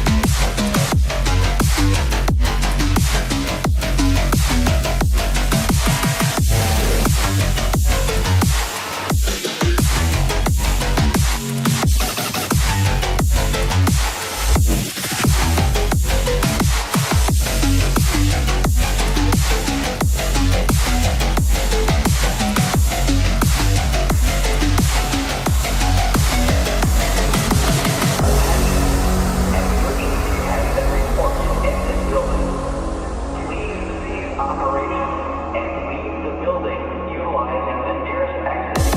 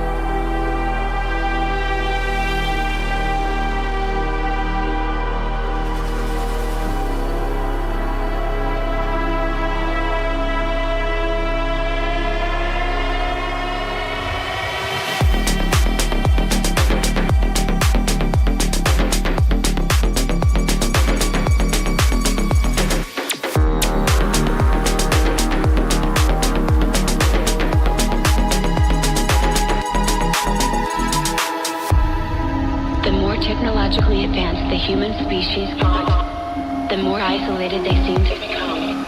At the same time.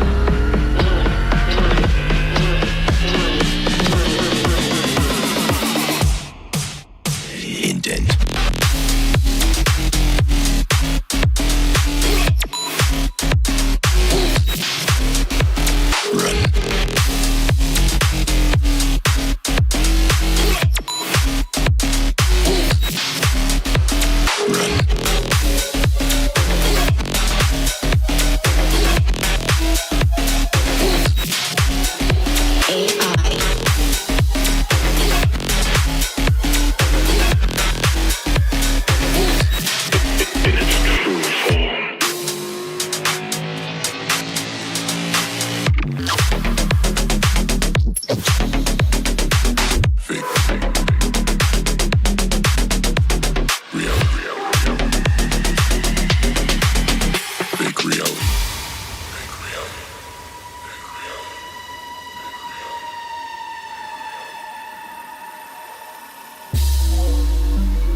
A computer, an extension of the human intellect.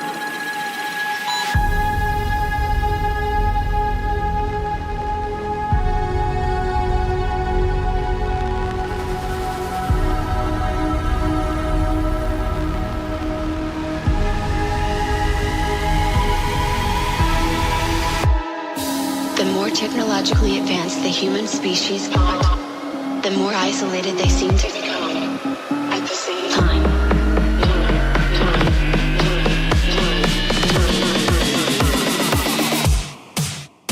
Indent.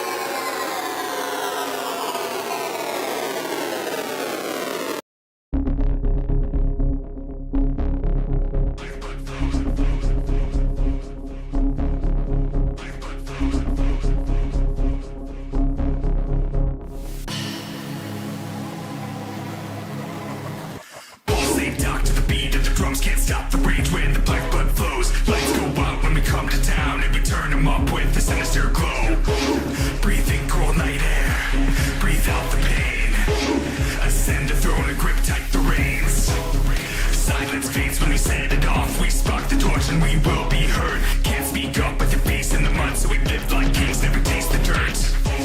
Heavy lies the head, then wears the crown. Step up to us and we'll break you down. Pulsing dark to the beat of the drums. Can't stop the rage when the black blood flows. Pulsing dark to the beat of the drums. Can't stop the rage when the black blood flows. Black blood flows.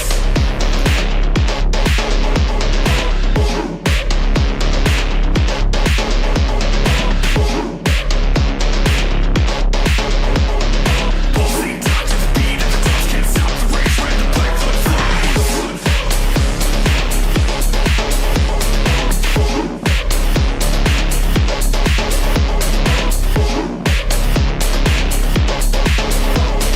Pulsing dark to the beat of the drums. Can't stop the rage when the black blood flows.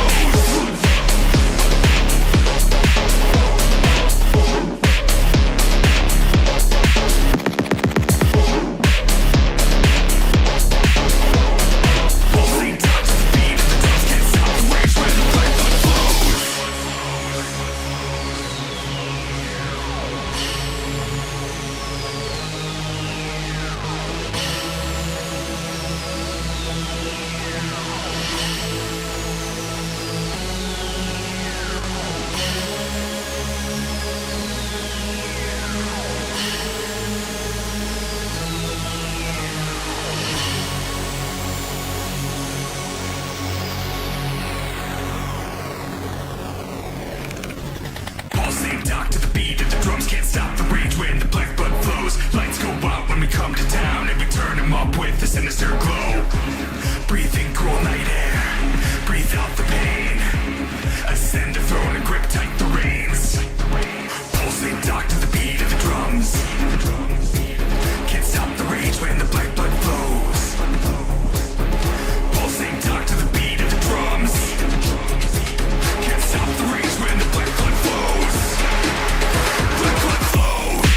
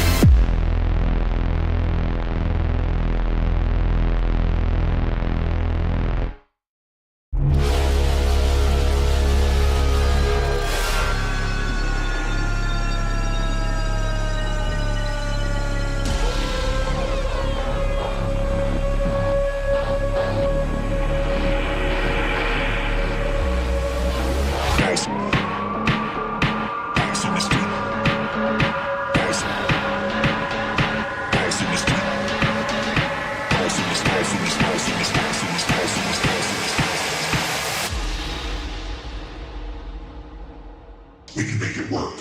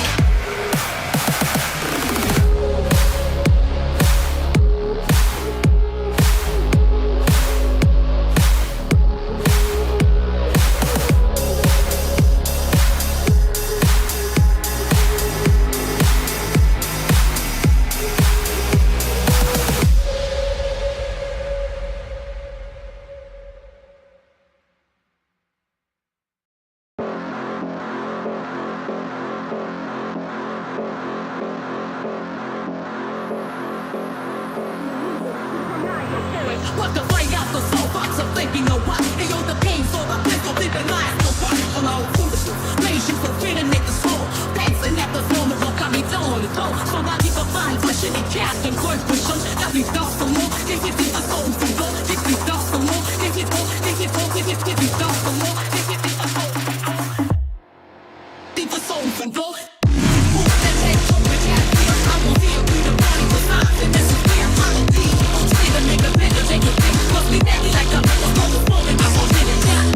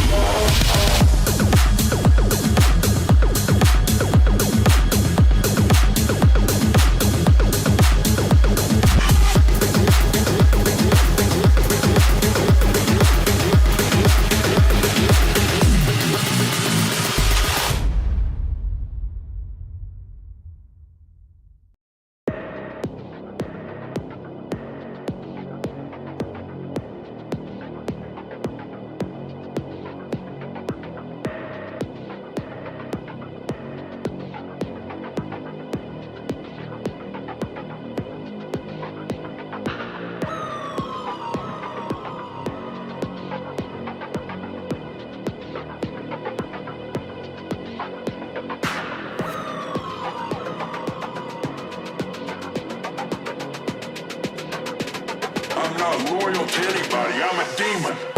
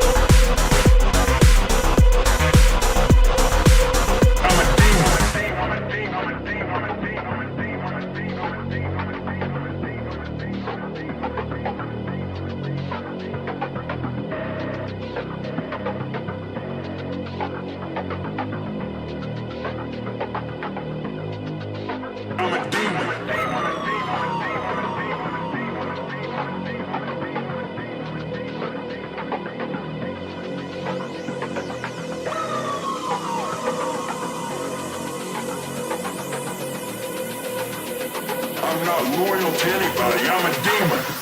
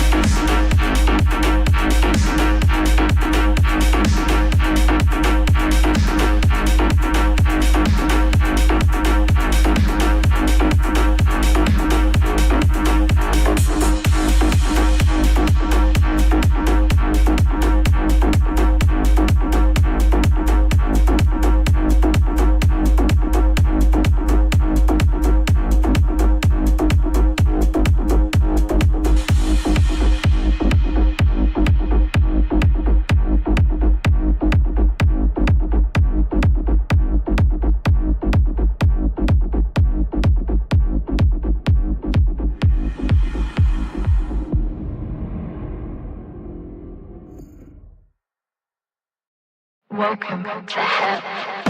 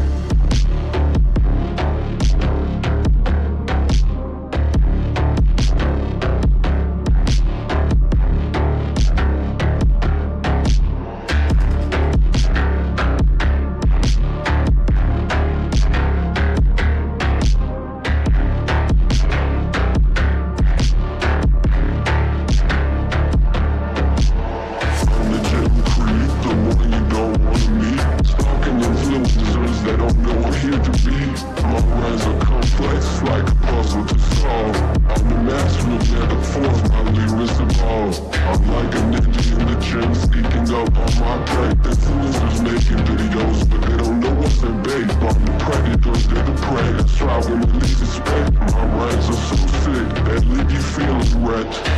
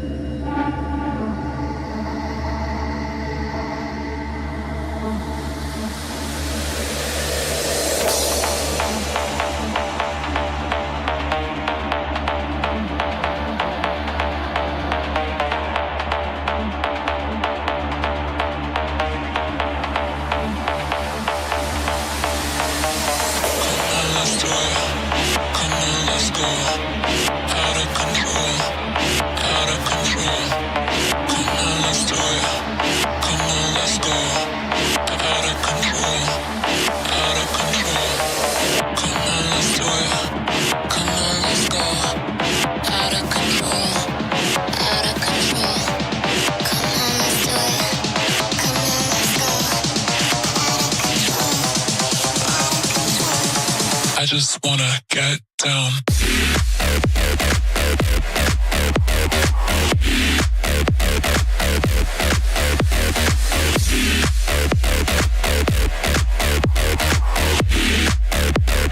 I just wanna get.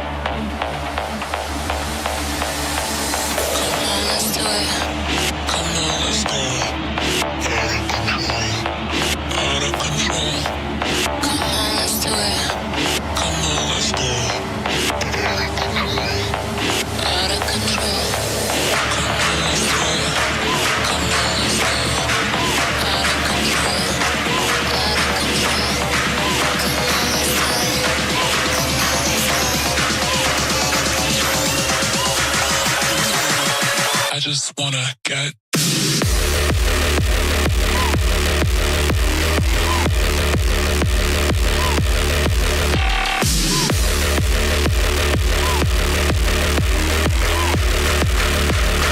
I just wanna get down.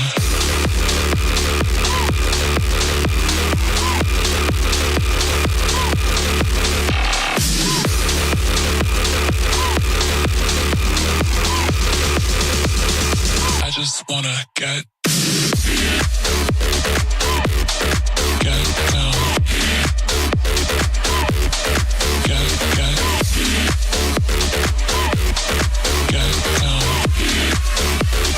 I just wanna get.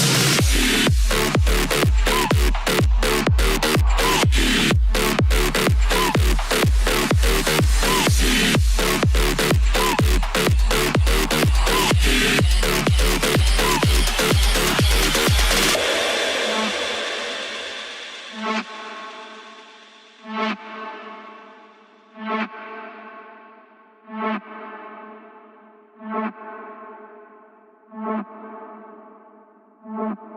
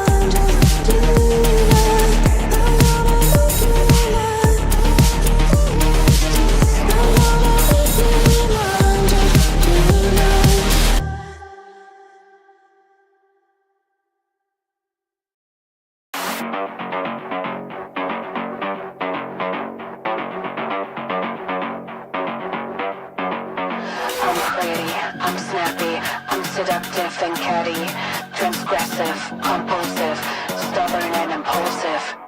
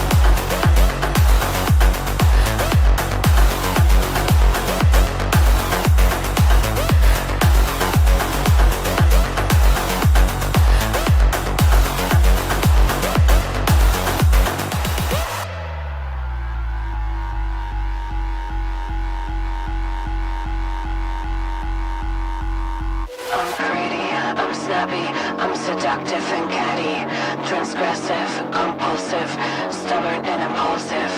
Borderline, I'm sublime, I'm elusive and divine. I'm hunter, I'm sinner, a romantic tearjerker.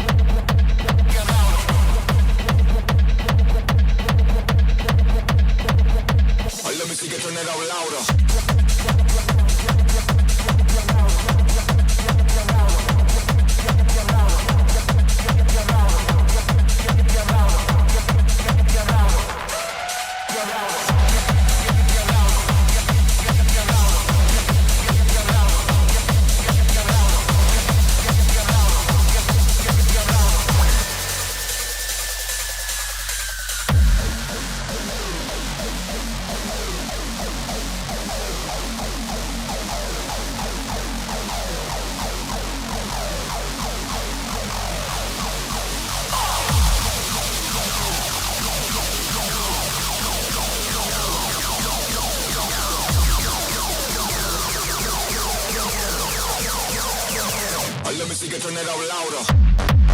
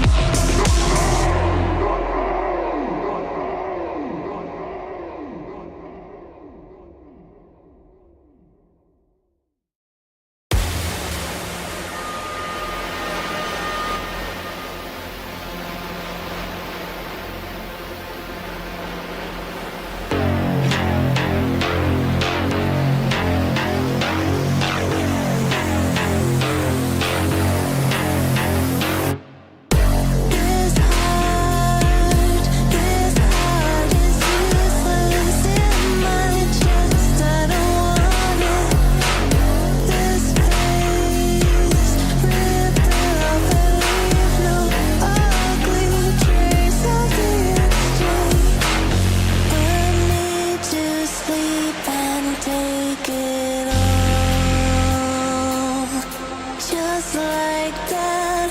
Paint my new face on like a doll.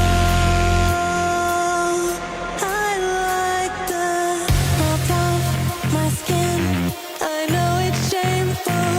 I won't complain if it is painful. Extract my bones. You'll get a good price. Just fix me up all on the outside.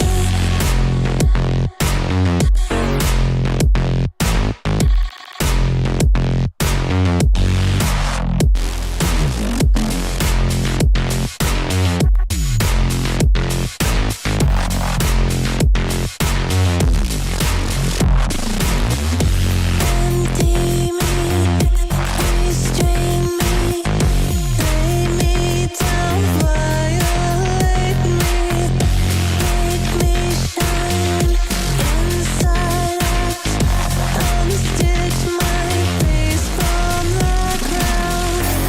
Dr. Wilson is one of Australia's top physicians, whether you are looking to enhance your body, breast, or face.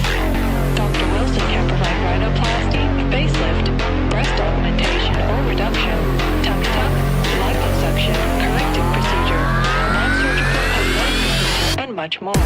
My flesh is here for you to harvest. Pull me apart. I'll dress myself up in someone else's best with the process.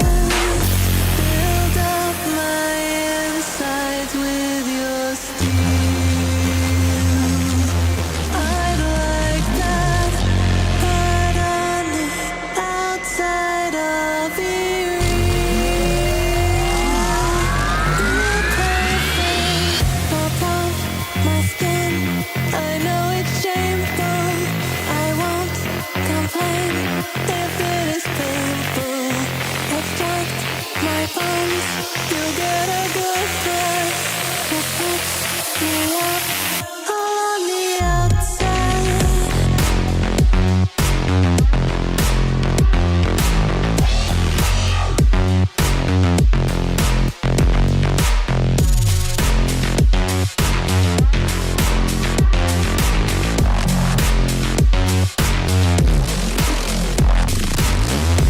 Empty me, restrain me, lay me down, violate me, make me shine inside out, unstitch my face from the ground.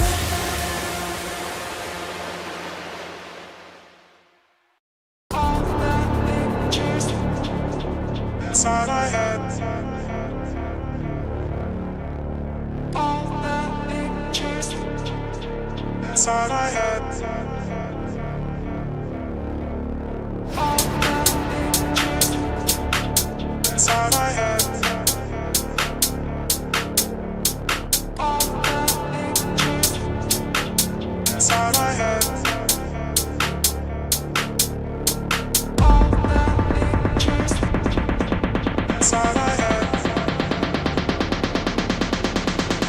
All the pictures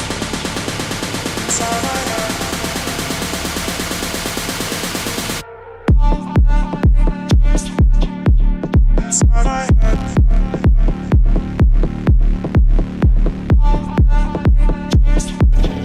inside my head. All the pictures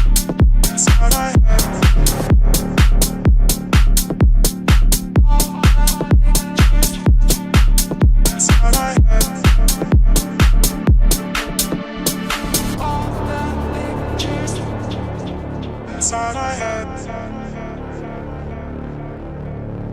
All the pictures inside my head. All the pictures inside my head. All the pictures inside my head. All the pictures inside my head. All the pictures inside my head.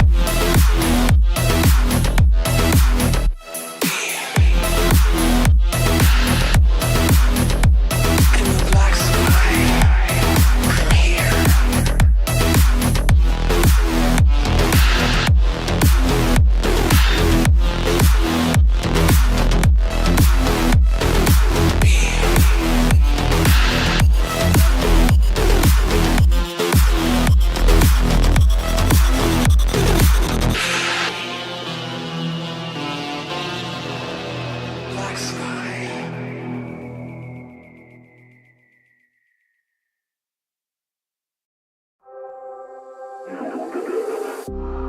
this silence, I lose my name.